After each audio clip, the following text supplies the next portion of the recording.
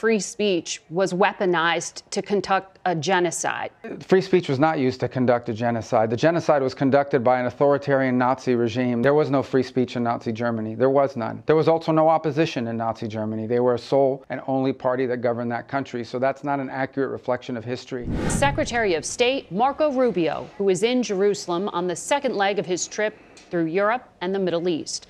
Mr. Secretary, I know it's the evening hours there and you've had a long day. We appreciate your time. You've got quite a busy schedule. You met earlier with Prime Minister Netanyahu. He said he's lockstep with the Trump administration, but he can't share details on, quote, when the gates of hell will be open if all of our hostages are not released. Did he tell you he wants to keep talks going to get to phase 2 of this hostage deal? Well, I think we share a common goal. We want to see every hostage released. Frankly, I think, and the president has said this, we want to see them out as soon as we possibly can. And certainly, the world has watched these images of people, and it's just heartbreaking to remember that some of them have been now almost 2 years there. It's a horrifying situation. So we coordinate and work very close with them. We share the goal that every hostage needs to come home, every single one, without delay. Obviously, there are details of how we're pursuing that and coordinating that we're not going to share publicly because we don't want to endanger the hostages and we don't want to endanger this process. But suffice it to say that if it was up to us, every one of these hostages would be home right now, and we want it to happen as soon as possible. Okay. So the deal stands. Again, we want every hostage out as soon as possible. And we want to see them home. There are some that are supposed to, under the deal, there are some that are supposed to be released coming up next weekend. We expect that to happen, but we'd like to see them all come out. We're not in favor of waiting weeks and weeks. Now, that may be the process that's in place because of the deal, but we would like to see them all out as soon as possible. And we continue to coordinate. And that's what we'd like to see is the outcome. Who wouldn't want all these hostages to be home and with their families? Understood. I want to ask you about Iran as well. President Trump has said he wants a diplomatic deal with Iran. Are you reaching out to them?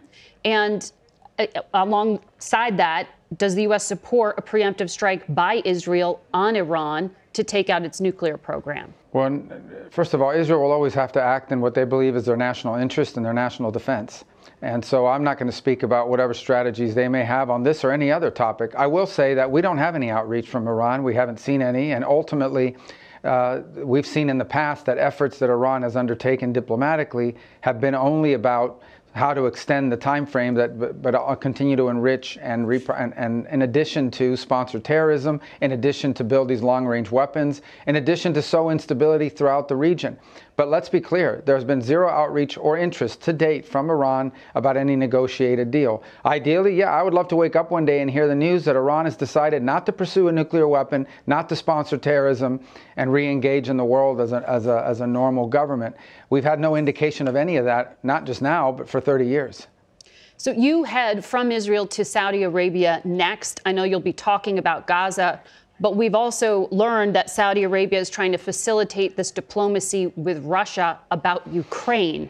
Which Russian officials do you expect to be meeting with, and what will the focus of your talks there be? Do you actually believe Vladimir Putin is ready to negotiate and make concessions? Well, here's what I know. I know President Trump spoke to Vladimir Putin last week, and in it, Vladimir Putin expressed his interest in peace, and the president expressed his desire to see an end to this conflict in a way that was enduring and that protected Ukrainian sovereignty, and that was an enduring peace, not that we're going to have another invasion in 3 or 4 years. That's a good call. Now, obviously, it has to be followed up by action. So the next few weeks and days will determine whether it's serious or not. Ultimately, one phone call does not make peace. One phone call does not solve a war as complex as this one. But I can tell you that Donald Trump is the only leader in the world that could potentially begin that process.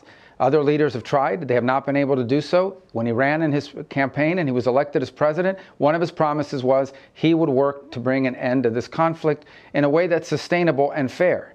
Mm-hmm. And obviously, this is the first step in that process, but we have a long ways to go. Again, one call doesn't make it. One meeting wouldn't make it. There's a lot of work to be done. But I thought it has, even the longest journey begins with the first step. So we'll see what happens from here. Hopefully good things. Who will you be meeting with? Well, nothing's been finalized yet. I was scheduled to be in Saudi Arabia anyways. We announced that trip a week ago and a week and a half ago. So ultimately, look, if at any point in time there's an opportunity to continue the work that President Trump started last week to begin to create an opening for a broader conversation that it would involve Ukraine and would involve the end of the war and would involve our allies all over the world, particularly in Europe. We're going to explore it if that opportunity presents itself.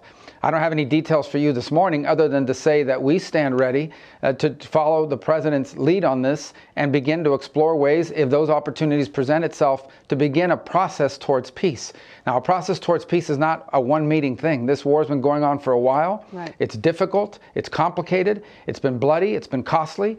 So it will not be easy to end a conflict like this. And there are other parties at stake that have opinions on this as well. The European Union has sanctions as well. The Ukrainians are obviously fighting this war. It's their country and they're on the front lines. So one meeting isn't going to solve it. But I want to reiterate, the president made clear he wants to end this war. And if opportunities present themselves to further that, we're going to take them if they present themselves. We'll see what happens over the next few days.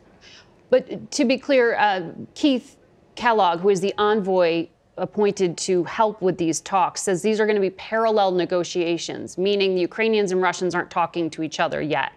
When you meet with your Russian counterpart, whoever that is, are you going to be sitting there arguing Ukraine's position? Well, first of all, I think that we have to understand is right now there is no process. Right. What we have right now is a call between Putin and President Trump in which both sides expressed an interest in ending this conflict. I mean, imagine there will be follow-up conversations to figure out what a process to talk about that would look like. And then at that point, perhaps we can begin to share more details. So it's a bit premature. I know there's been a lot of reaction to it because there's been no conversation about it, any serious conversation.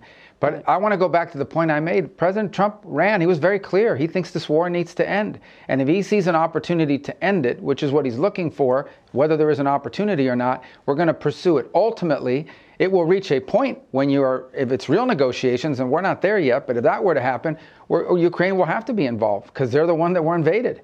And the Europeans will have to be involved because they have sanctions on Putin and Russia as well.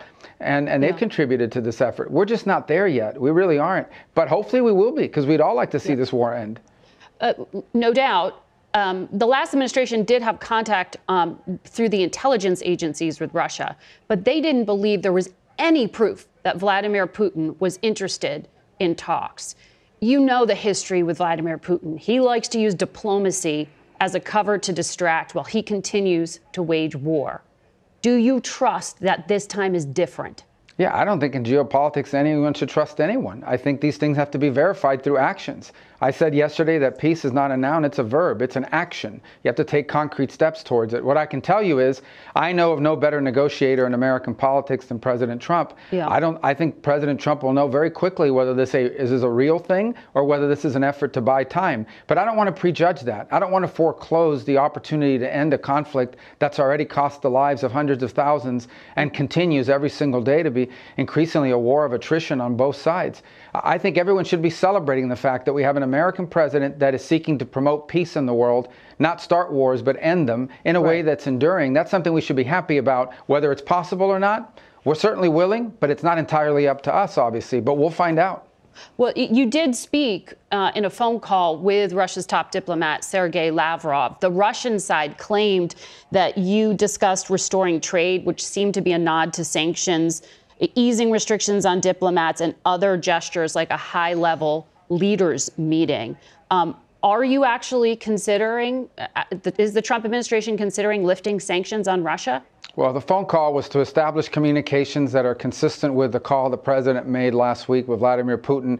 Because if there is going to be the possibility of progress here towards peace, we are going to need to talk to the Russians. I mean, that is going to have to happen, and we're going to have to be able to do it across our channels. About lifting sanctions, I also raised in that conversation concerns that, well, we didn't go into any details. I mean, what we just discussed is basically the ability to begin communicating. I've never spoken to Mr. Lavrov in my life, so it was an opportunity for us to begin to open that channel of communication, which, again, if there's the potential for peace here, that's a channel that has to exist. But let me add one more thing. I also raised the issue of our embassy in Moscow, which operates under very difficult conditions. I raised that because it's important. It's going to be very difficult to engage in communication with Russia about anything if our embassy is not functioning. And he raised concerns about his diplomatic mission in the United States. So at a very basic level, if in fact there is going to be an opportunity here to pursue peace by engaging with the Russians, we're going to need to have functional embassies in Moscow and in Washington, D.C. And that's certainly something foreign ministers would talk about as a matter of normal course. I want to ask you about what happened in Munich, Germany at the security conference. Vice President Vance gave a speech, and he told U.S. allies that the threat he worries about the most is not Russia. It is not China. He called it the threat from within, and he lectured about what he described as censorship, mainly focusing, though, on including more views from the right. He also met with the leader of a far-right party known as the AfD, which, as you know, is under investigation and monitoring by German intelligence because of extremism. What did all of this accomplish other than irritating our allies? Well, why would our allies or anybody be irritated by free speech and by someone giving their opinion? We are, after all, democracies. The Munich Security Conference is largely a conference of democracies in which one of the things that we cherish and value is the ability to speak freely and provide your opinions. And so I think if anyone's angry about his word, they don't have to agree with him, but to be angry about it, I think actually makes his point. I thought it was actually a pretty historic speech, whether you agree with him or not. I think the valid points he's making to Europe is we are concerned that the true values that we share, the values that bind us together with Europe, are things like free speech and democracy and our shared history in winning 2 world wars and defeating Soviet communism and the like. These are the values that we shared in common. And in that Cold War, we fought against things like censorship and oppression and so forth. And when you see backsliding and you raise that, that's a very valid concern. We can't tell them how to run their countries. He simply expressed in a speech his view of it, which a lot of people frankly share. And I thought he said a lot of things in that speech that needed to be said. And honestly, I don't know why anybody would be upset about it. People are allowed, you don't have to agree with someone's speech. I happen to agree with a lot of what he said, but you don't have to agree with someone's speech to at least appreciate the fact they have a right to say it, and that you should listen to it and see whether those criticisms are valid. I assure you, the United States has come under withering criticism on many occasions from many leaders in Europe, and we don't go around throwing temper tantrums about it. Well, he was standing in a country where free speech was weaponized to conduct a genocide. And he met with the head of a political party that has far-right views and some historic ties to extreme groups. The context of that was changing the tone of it. And you know that the censorship was specifically about the right. No, I have to disagree with you. Free speech was not used to conduct a genocide. The genocide was conducted by an authoritarian Nazi regime that happened to also be genocidal because they hated Jews and they hated minorities and they hated those that they had a list of people they hated, but primarily the Jews. There was no free speech in Nazi Germany. There was none. There was also no opposition in Nazi Germany. They were a sole and only party that governed that country. So that's not an accurate reflection of history. I also think it's wrong. Again, I go back to the point of his speech. Okay, the point of his speech was basically that there is an erosion in free speech and intolerance for opposing points of view within Europe, and that's of concern because that is eroding. That's not an erosion of your military capabilities. That's not an erosion of your economic standing. That's an erosion of the actual values that bind us together in this transatlantic union that everybody talks about. And I think allies and friends and partners that have worked together now for 80 years should be able to speak frankly to one another in open forums. Without being offended, insulted, or upset. And I spoke to foreign ministers from multiple countries throughout Europe. Many of them probably didn't like the speech or didn't agree with it, but they were continuing to engage with us on all sorts of issues that unite us. So again, at the end of the day, I think that people give that is a forum in which you're supposed to be inviting people to give speeches, not basically a chorus where everyone is saying the exact same thing. That's not always going to be the case when it's a collection of democracies where leaders have the right and the privilege to speak their minds in forums such as these. Mr. Secretary, I'm told that we are out of time. A lot to get through with you. We appreciate you making time today. Yeah.